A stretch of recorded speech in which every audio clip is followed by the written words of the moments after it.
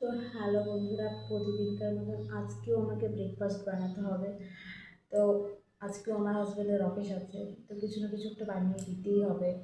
তো ভাবছি আজকে কী বানানো যায়। আজকে আমি আলুর পরোটা বানাবো।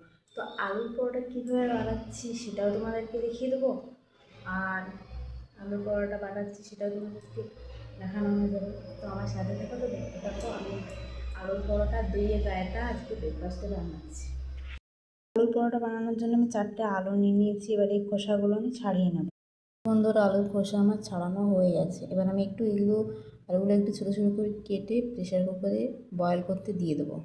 আমি ছোটো ছোটো করে কেটে নিয়েছি। এবার আমি প্রেশার কুকারে আলুগুলো দিয়ে দেবো।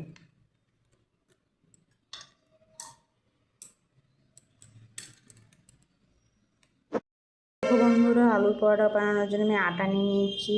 তো আটাটা আমি এবার আটা মাখা হয়ে গেছে। তো এবার আমি এটাকে ঢেকে রেখে দেবো। আটাটাকে আমি ঢেকে রেখে দিলাম। ফ্রিজ থেকে আমি দইটা বের করে নেবো। তো দেখো, ফ্রিজের থেকে আমি দইটা বের করে রাখলাম। পেঁয়াজ আর রসুনটা কেটে নেব। তো দেখো বন্ধুরা, আমার পেঁয়াজ রসুন কাটা হয়ে গেছে। এবার আমি আলুর পুরটা বানিয়ে নেব। আজকে বেশি বাসন নেই, তো বাসনগুলো আমি ধুয়ে নেব। আমি আলুর পুরটা বানিয়ে নেব, তার জন্য কড়াই বসিয়ে দিয়েছি। এখন পেঁয়াজগুলো দিয়ে দিলাম।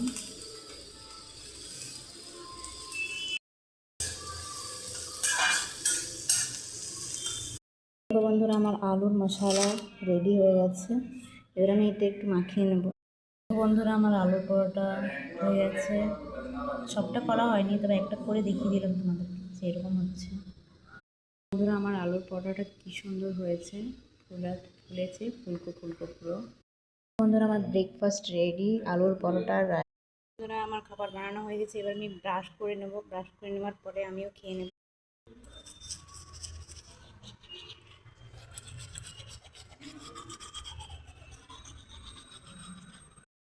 ব্রাশ করানো হয়ে গেল।